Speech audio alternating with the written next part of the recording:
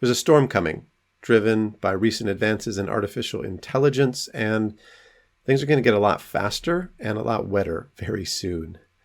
Large language models like CoPilot and ChatGPT are going to increase expectations on us to be able to create, to consume, and to double check information that's been generated in collaboration with artificial intelligence.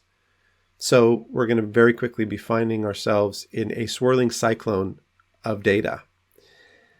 And some of this will be brilliant, and some of this will be pretty dubious. As a result, there's going to be efficiencies, of course, but also considerable strain on our workflows and our well-being. The musician and activist Ruben Blades, long before any of this, admonished us, we risk becoming the best informed society that ever died of ignorance. And I think the probable cause of death would be drowning in data. There is a way through all of this.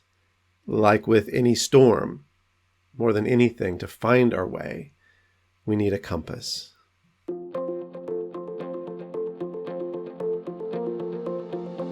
So now there's a whole nother sort of socio-political dimension to all of this fear that with the ability to drive agendas with disinformation and propaganda, we may be moving from this kind of information age to disinformation age. But I don't even want to talk about that. I just want to talk about how this is going to be hitting us where we live in our workplace and in our jobs. And Microsoft is making a huge bet on this right now. So having acquired OpenAI and being the leader in kind of productivity groupware solutions with Microsoft Teams, they're now bringing the two together. And so CoPilot is going to be rolling out artificial intelligence technology into just about everybody's lives in some way. And ChatGPT and Google and Facebook with their open source model, they're all following suit as well. One of the big challenges with all of this is that these large language models will be making mistakes that even a 10-year-old would not. I've experienced this myself firsthand, trying to interact with ChatGPT to help it solve a counterintuitive statistics problem called the Monty Hall problem, and even just trying to convince it that poetry doesn't have to rhyme. It really did badly in those domains. So we're going to be using this technology that, frankly, as long as it's always going to have its initial basis in sort of internet training, no matter how well it's refined over time on specific data, is still going to have some pretty bizarre blind spots. So we're going to be using this. Our colleagues are going to be using this. We're going to be sending and receiving messages that may contain major errors, lateral thinking, and can be, well composed and compelling and interesting and totally wrong. What this is going to do for us, we're going to be spending considerable cognitive effort to try and mitigate this, and also potentially living with some level of anxiety, frankly, some kind of uncertainty about the information that we're constantly consuming to be able to do our jobs. So if you thought we were already awash in complexity, I think you've seen nothing yet. So where do we go to find the ways through this?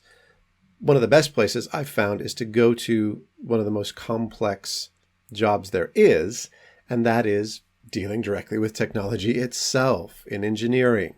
And so in the engineering practice, we've developed a lot of different approaches to deal with massively complicated, highly risky development processes where, a single misassumption can mean the difference between hours and months of work.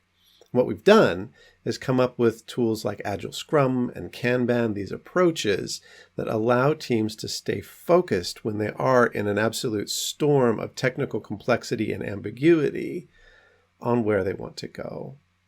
So the compass is in outcomes, and the implementation of that system that allows you to hold focus on those outcomes is equally important to the success of your navigation.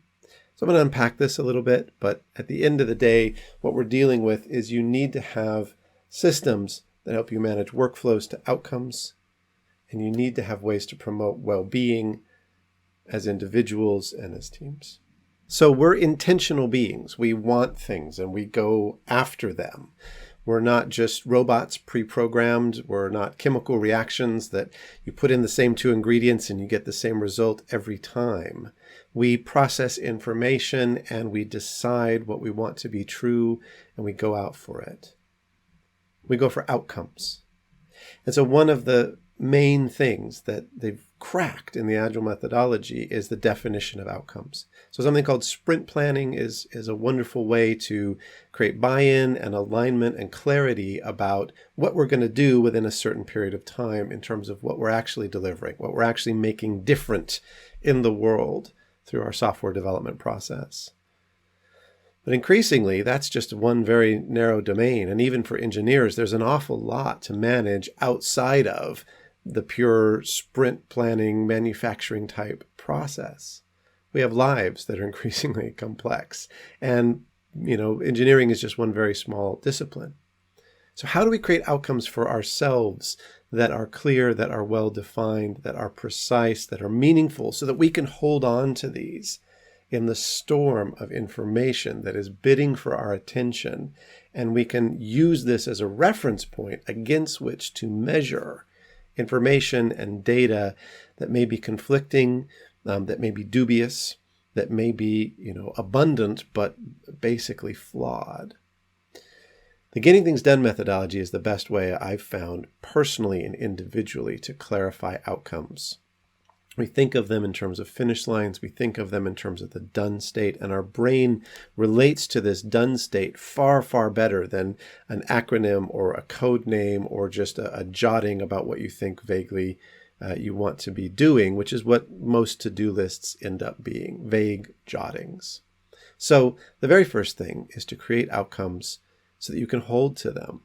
And that process of clarifying it, everything in your email inbox, everything on your Slack and Teams and other channels is basically input that either needs to be clarified in relation to your outcomes or it's noise. So that's the first way through. That's the tip of the compass, if you like, is that it's pointing toward outcomes. And in order to navigate this, of course, you actually need systems to manage these outcomes rather than trying to keep it all in your head. Think about how many times you check your phone in a day. Now, I've heard someone recently describe it as a tiny dose of pain relief, right? And it is in fact a system.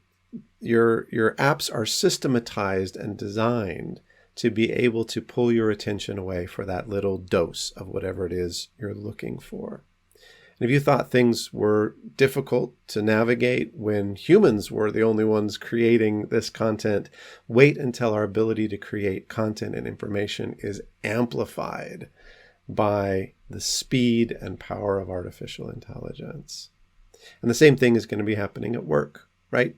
The noise to signal ratio is very likely going to be going up, not down. So how do you deal with this? Well, the world has systems. Systems are all around us at work. Marketing, tools are constantly working upon us. The poet William Blake said, "I must create a system or be enslaved by another man's." He was talking about something else, but I think it really applies here to modern living. And so simply having your outcomes in your head is a wholly insufficient way of dealing with them and managing to them in your work and in your life. In fact, I think it's one of the biggest causes of a lack of well-being, of a kind of, dysthymia in our general world, that we find ourselves constantly pulled away from the things we know matter into the things that are quickly gratifying for us, but ultimately fairly unfulfilling. So the way out of that is to create a true compass, not just to have a vague sense of where north is, but to actually create a system and to systematize outcomes. Now, many people write to-do lists. Many people start to use, tools like Trello or Project or whatever to kind of move things around and sort of stake things out very broadly and generally. But in the Getting Things Done methodology, we have a comprehensive way for you to understand how to get these outcomes organized so that your brain can relate to them optimally in and amongst this storm of other information and clutter. And furthermore, having these outcomes really well defined will help us understand the biggest question probably of our age, which is, what data do I need? What data do I actually need versus what is actually coming at me, from the kind of fire hose of 21st century living? And so driving the data that you analyze and consume and summarize and so forth in relation to your outcomes is going to be far more powerful. It's going to be, in fact, I think, a survival skill in a world where data is cheap, and being able to summarize it, expand upon it, manipulate it in so many different ways is going to become de rigueur. In the end, like most technology advances, this is going to make everything go faster. We're going to be going faster, but are we going to be going smarter? Yes, there will be some alleviation of tedium, but I think we're also going to see a tremendous strain on the people at the center of these artificial intelligence-driven systems. So, as a result, I think clarifying our outcomes and managing toward those using a good system is going to become an absolute survival tool, even more than it has been up until now. The getting things done methodology really first found its heyday in an era when people found themselves drowning in email for the first time. But what's coming our way is going to make email look like, inter-office memos handed to one another on slips of paper and faxed around. I mean, the volume that we're going to be dealing with and the level of complexity more than anything that we're going to be dealing with in the coming age seems to be growing almost exponentially. Getting things done, or GTD, is absolutely one of the best methodologies I've found to create a sense of calm in the middle of this kind of storm. And my prediction is that it's only going to continue to be a necessity, a North Star in this coming age. So if you'd like to learn more, if you found this helpful, please, click like and subscribe, and do reach out to me, reach out to us at Next Action Associates. This is the reason that we do this work, is that I think it is profoundly relevant and only increasingly relevant to our age. Meanwhile, good luck, hang in there, do your best to stay dry.